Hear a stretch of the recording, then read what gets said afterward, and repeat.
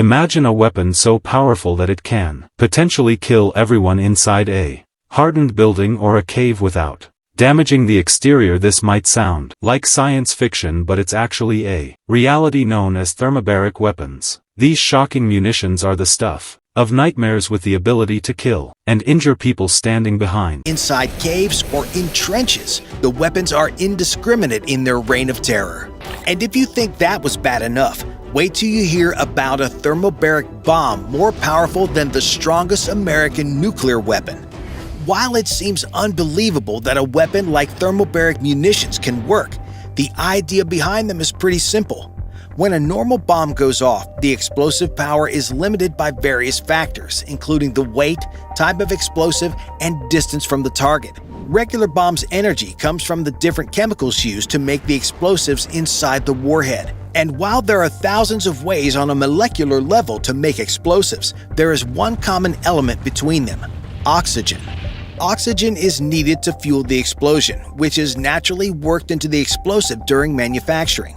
But thermobaric weapons turn this concept on its head. Whether one hears the terms thermobaric weapons, vacuum bombs, or fuel-air explosives, these all mean the same thing. To be a thermobaric weapon, the ordnance has to create a two-part explosion. The first explosion is used to spread a highly flammable fuel around a particular area. And no, this is not like the fuel you'd want to put in your car. The fuel in thermobaric weapons is like solid-state fuel used in long-range rockets. Once this fuel becomes atomized in the initial explosion, the fuel becomes highly combustible when mixed with oxygen. As a result of using all the oxygen in the surrounding area to fuel the explosion, more oxygen from further away gets sucked into the blast zone, thereby creating a massive pressure differential. The resulting shockwave, with its ability to bypass all types of cover and concealment by going over and through doors, hallways, tunnels, and trenches, creates the deadly vacuum, and hence why these weapons are informally known as vacuum bombs. Because the shockwave from thermobaric weapons can cause indiscriminate carnage to both military and civilians alike, and since there's no pushing for precision munitions since the latter half of the 20th century, U.S. military officials understand the need that, given the right circumstances, sometimes a sledgehammer is better than a needle. And when the U.S. needs that sledgehammer, both air and ground units have several thermobaric weapons to choose from.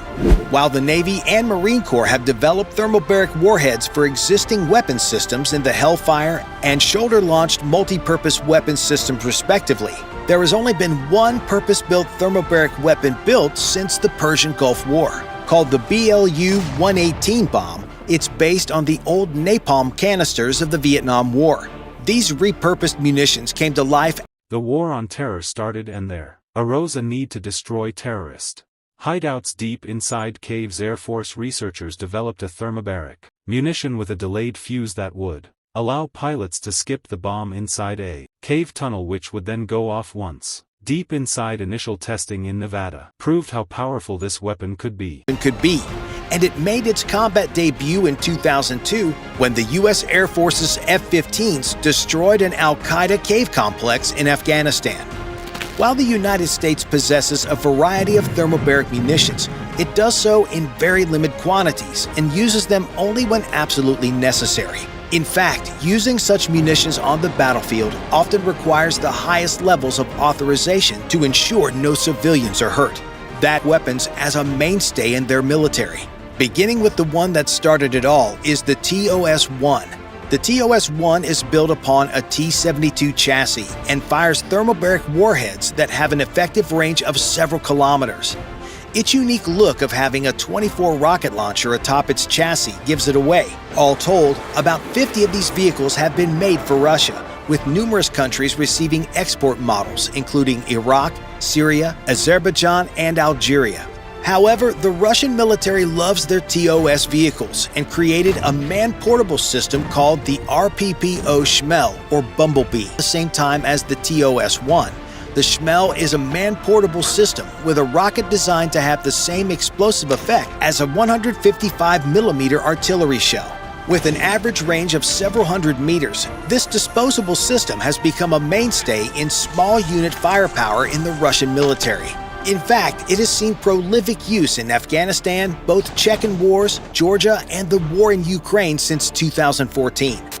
The Russians have developed a wide assortment of aerial drop thermobaric bombs, and one of the most prolific is known as the ODAB-500. In service since at least the 1990s, the ODAB-500 has been used extensively throughout the Chechen wars and in the Ukraine. It is Russia's weapon of choice to terrorize villains, and Russian aircraft regularly carry out strikes against Ukraine civilians using this weapon of a soldier's hand. The origin story of thermobaric weapons is fraught with mystery. Many claim that the Germans experimented with, and the first actual thermobaric weapon developed that can be proven was by the United States during the tail end of the Vietnam War. Known as the CBU-55, these thermobaric weapons were meant to solve the problem of destroying NVA and Viet Cong tunnel complexes when even B-52 Arc Light missions could not.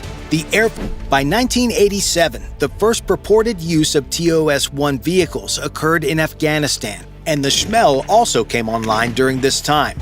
After the successful use of these weapons in Afghanistan, the USSR and then Russia began developing more and more types of thermobaric weapons than anyone else. They did this to compensate for the lack of professionally trained and motivated combat infantry in the Russian armed forces by utilizing overwhelming firepower. It was hoped that these munitions could annihilate enemy hardpoints with unmotivated combat infantry sweeping over to mop up the. It was this strategy that the Russians adopted in Chechnya but have not adopted in Ukraine due to Russian aircraft being scared to get shot down near enemy formations, and the Ukrainians having superior counter-battery technologies that make firing a TOS system an almost instant death sentence. But unfortunately for Russian servicemen, Putin claims to have a weapon that can destroy cities during his special military operation without endangering crew members. Known as the father of all bombs, in a jab against the very real and combat-tested American mother of all bombs, the father of all bombs is an experimental thermobaric weapon that Putin and his cronies claim has a yield of 44 tons. Such a more than the American mother of all bombs, and on par with the higher-end tactical footage from that time does show an impressive fireball and an explosive device being dropped out of a Tu-160 heavy bomber. These features were characteristic of the infamous Tsar Bomba testing, where the bomber was heavily modified and bomb bay doors were removed. However, the Russians claim that through the use of nanotechnology and other secret science, the father of all bombs produces a heat and pressure wave twice as great as the American version at just half the weight. Of course, there have been no further known tests of this weapon, and given the Russians' need for better weapons in Ukraine, if they had it or it actually worked, it almost certainly would have been used on the battlefield by this point. Bye for now.